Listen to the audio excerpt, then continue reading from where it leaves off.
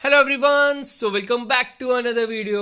सो guys, जैसे कि आप सबको पता है, रोज रात को हम 10 बजे एक प्रैक्टिस सेट लेके आते थे, लेकिन आज हमारे एंड से कोई प्रैक्टिस सेट तो नहीं रहेगा, लेकिन उतना ही इंपॉर्टेंट एक सेशन हम लेके आए हैं। That is your the last minute tips. तो गाइस, आज की वीडियो बड़ी ही इंपॉर्टेंट है, आप सबके साथ हम डिस्कस करने वाले हैं। सर, हमने प्रॉपर सफर तो तय कर लिया है। सर, जो बीच में अड़चने आनी थी, जो भी हमने मुश्किलें झेल ली थी, सर वो अब हमने झेल ली है। अब उसको एक तरह से प्रॉपर डेस्टिनेशन तक हमने पहुंचाना है। देखो, हर साल sir 2-2 lakh, 2.5-2.5 lakh, 3-3 lakh form fill होते हैं। नो डाउट ये 3 साल पुराना एग्जाम है। 3 साल पहले सर हमने इसका फॉर्म भरा, अब दूसरा ही पेपर होने जा रहा है। तो जितनी भी अड़चने हैं, आपने उसको अब झेल लिया है। अब आपके पास सिंपली एंड सिंपली 120 मिनट का समय है, जो आपको एग्जाम हॉल में मिलेगा। जो भी इस 120 मिनट के प्रेशर को टैकल कर गया, यकीन मानो वो पास हो गया, यकीन मानो वो अपनी जंग जीत गया। तो गाइस, वही चीज मैं आपके साथ इधर डिस्कस करने आया हूं। देखो गाइस, अगर हम बात करें, हमने अभी तक जितना भी पढ़ा है, सर पिछले 3 सालों से कोई अगर प्रिपरेशन कर रहा है, कोई 1.5 साल से कर रहा है, कोई 2 साल से कर रहा है, जब से भी कर रहा है, वो अब आपकी प्रिपरेशन हो चुकी है। कल का दिन है, कल का दिन अपने माइंड को रिफ्रेश रखो प्रॉपरली। ज्यादा स्ट्रेस में नहीं जाना कि काश ये पढ़ लेता हूं मैं, काश क्या पता ये करंट अफेयर आ जाए, क्या मैंने ये छोड़ दिया, ये वाला टॉपिक मैंने छोड़ दिया तो मैं पढ़ लेता हूं। ऐसा कुछ नहीं है। कल तो मैं एक और सजेशन दूंगा कि YouTube को तो खोलना भी मत। आप क्या करते हो, देख YouTube हम खोलते हैं, डिफरेंट डिफरेंट चैनल्स पे आपको मिल जाएगा कि हाँ वो कुछ इस तरह की वीडियो डल जाएगी, कुछ इस तरह की, मैंने वाला टॉपिक नहीं पढ़ा, क्या पता ये आ जाए। तो सजेशन मेरे एंड से यही है, अपने ऊपर थोड़ा सा विश्वास रखो। जो आपने पढ़ा है, जितनी मेहनत आपने की है, आपको उस मेहनत के अनुसार आपको उसका फल मिलने वाला है। तो simply and simply fresh mind के साथ कल उठो। कल ध्यान से जो आपने पढ़ा है उस पर विश्वास रखो। परसों की अरेंजमेंट करके रखो कि हाँ सर, क्या मैंने एडमिट कार्ड डाल लिया, सर क्या मैंने जो पेन्स वगैरह अरेंज करने वो रख लिए हैं, सर क्या मैंने डैट जो भी डॉक्यूमेंट्स लेके जाने सर वो रख लिया है। वो सब कुछ आपके पास होना चाहिए प्रॉपर्ली कल के दिन। कल के दिन ये नहीं कहूंगा मैं आप सिंपली मॉक टेस्ट दो या सिंपली अपना रिवाइज करो। कल रिवीजन पे भी आप सिंपली इतना जोर नहीं दे सकते हो। अगर करना चाहते हो थोड़ी बहुत रिवीजन अपने नोट से कर सकते हो। बाकी गाइस, ये चीज आप सबको मैं सजेस्ट करूंगा, 120 मिनट का समय है, उसमें प्रॉपर्ली आपने क्या करना है, अपने सिंपली जो 3 राउंड्स होते हैं, 3 राउंड्स लगाओ। जो आपको सबसे पहले इजी वन लगता है, जो आपको 100% श्योरिटी है, उस श्योरिटी के साथ आप आगे बढ़ो। उस श्योरिटी के साथ आप उस ओमा शीट को फिल करो।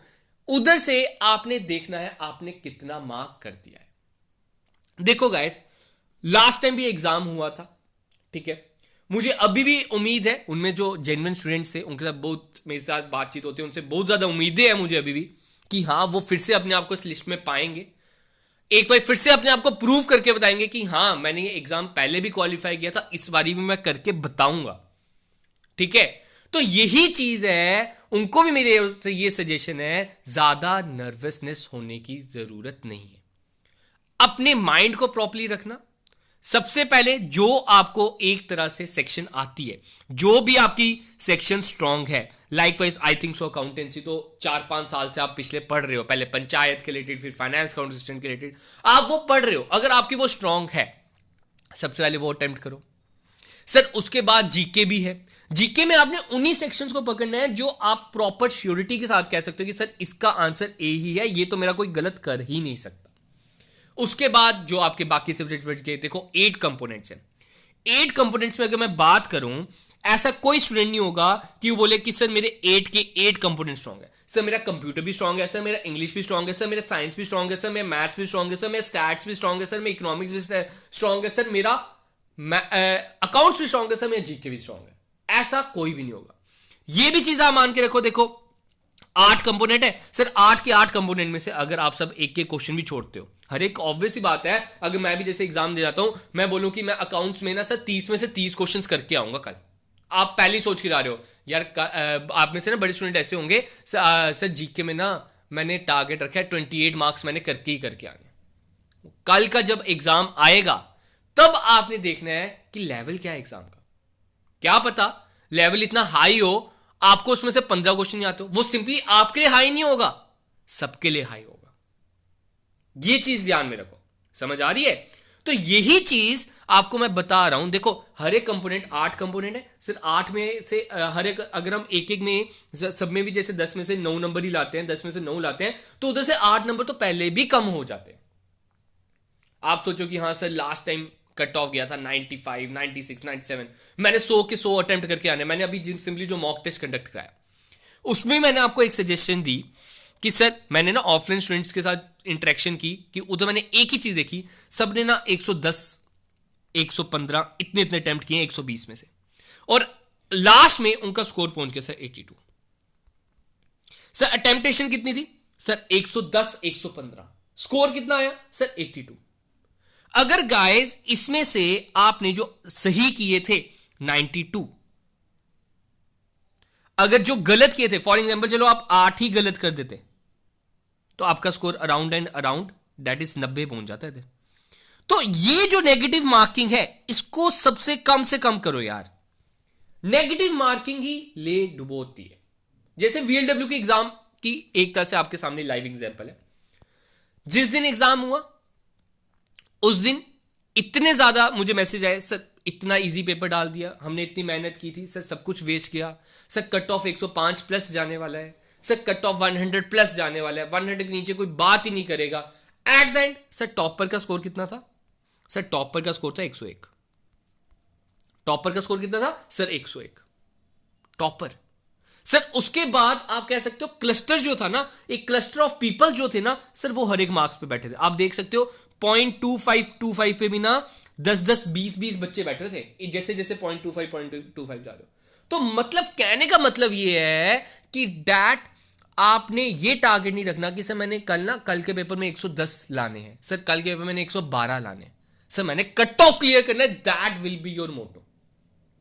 आपको पेपर जब खोलोगे आपको पता चल जाएगा यार किस लेवल का पेपर आया। आप पिछले 2 साल से प्रिपेयर कर रहे हो, पिछले 3 साल से प्रिपेयर कर रहे हो, आप सबको पता है कि हाँ क्या पढ़ाया गया है, क्या लेवल है, सब क्या पढ़ रहे हैं, किस किस तरह के क्वेश्चन आ रहे हैं।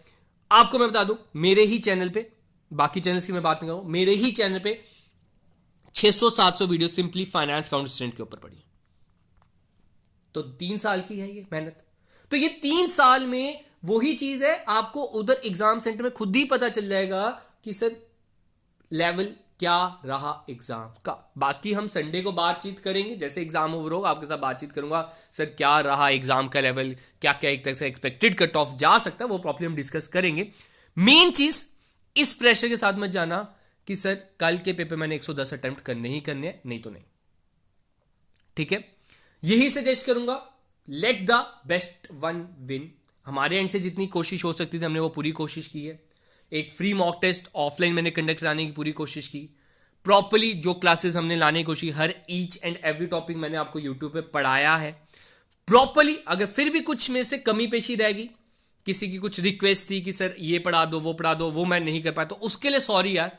मैंने अपना बेस्ट दिया है और यही होप करूंगा आप सब भी परसों अपने एग्जाम में 120 मिनट को अच्छी तरह यूटिलाइज करोगे और अपना बेस्ट देख के आओगे। आपको बस इसी होप के साथ मैं भेजना चाहूंगा यार, अपना बेस्ट देख के आना, किसी गिल्ट के साथ मत रहना, अपना बेस्ट देख के आना और नेगेटिव को सबसे कम से कम करना। दूसरी चीज, एक और चीज मैं आपको बता दूं, जब आप ओएमआर शीट फिल कर रहे हो, सबसे बड़ी गलती जो बच्चे करते हैं ना, जो क्वेश्चन स्किप करना होता है उसको ध्यान में रखना। Sir for example question number 2 ना मैंने स्किप करना है, ठीक है, आपको मैं बताता हूं। Sir for example question number 2 मैंने क्या करना है सर? स्किप करना है, ठीक है सर। अब होता क्या, 3rd का आंसर था सर, 3rd का आंसर था डी पार्ट, मैंने डी को क्या कर दिया सर? सर्कल कर दिया। लेकिन जल्दबाजी में मैं डी को ही सर्कल 2nd का डी कर दूंगा। ओएमआर शीट में ये सबसे बड़ी गलती होती। फिर जो 4th का आंसर होगा सर वो मैं 3rd में कर दूंगा, सर जब 5th का आंसर होगा सर वो मैं 4th में कर दूंगा, सर जो 6th का आंसर होगा सर वो मैं 5th में कर दूंगा। और इधर से पूरी सीरीज बिगड़ जाती है और 3-4 क्वेश्चन उधर खराब होते हैं। और उधर जब रियलाइज होता है हमारा उधर टाइम भी हो जाता है कि हाँ सर खराब हो गया पेपर, ये हो गया वो हो गया। तो इस चीज का थोड़ा ध्यान में रखना, जो भी क्वेश्चन स्किप कर रहे हो उसके ऊपर एक बार फिंगर रख लेना कि हाँ ये क्वेश्चन मैंने स्किप कर दिया है, अब मैंने इसका 3rd का आंसर लिखना है, 2nd का आंसर नहीं लिखना। क्योंकि एक बार सीरीज खराब हो रहा है तो 3-4 क्वेश्चन उधर सीरीज में खराब हो जाते हैं प्रॉपर्ली। और स्टार्टिंग में अगर पहले 5 मिनट, पहले 10 मिनट आपका पेपर ऐसा हो जाए फिर पूरा का पूरा मूड खराब हो जाता है। तो यही चीज है, अपना बेस्ट देख के आओ यार, जो होगा देखा जाएगा। अब हमने जो मेहनत करनी थी, जो सफर तय करना था कर लिया, अब उसको अंजाम तक पहुंचाना है। 972 पोस्ट है सर, 2 लाख ने चाहे फॉर्म फिल किया है, पढ़ने वाला उसमें से 30,000 ही है सर। 30,000 में से आप कल देखते हैं 2 लाख ने फॉर्म भरा है, पेपर देने 50,000 बच्चा तो पेपर भी देने में नहीं आएगा, पेपर देने आएगा अराउंड 1.5 लाख। तो वो चीज समझो, ये मत सोचो कि मेरा कंपटीशन 2 लाख के साथ था, आपका कंपटीशन 20-30 हजार के बच्चे के साथ ही है, उसमें से आपने अपने आप को जिताना है, अपने आप को विनर बनाना है। तो गाइस यही कहूंगा, आपके साथ हमारा साथ यही था 972 स्टूडेंट्स का। बाकी सब आगे जाएंगे, जो आगे रिक्रूटमेंट्स हैं उसमें हम बातचीत करेंगे कैसे ऐसे करना है। होप सो बेस्ट वन जो अपना बेस्ट प्रिपरेशन के साथ आगे जा रहा है, जिसकी बेस्ट नॉलेज रहे, वो +2 का पेपर बेस्ट करके आए। ठीक है गाइस, इतना ही रखते हैं, मिलेंगे कल का दिन। कोई लेक्चर तो नहीं रहेगा मेरे एंड से, लेकिन परसों जैसे एग्जाम ओवर होगा उसके बाद हम लाइव इसके साथ डिस्कशन रखेंगे, एग्जाम किस लेवल का था, प्रॉब्लम उसके आंसर्स डिस्कस करेंगे। तब तक के लिए आप सबको all the best, good luck.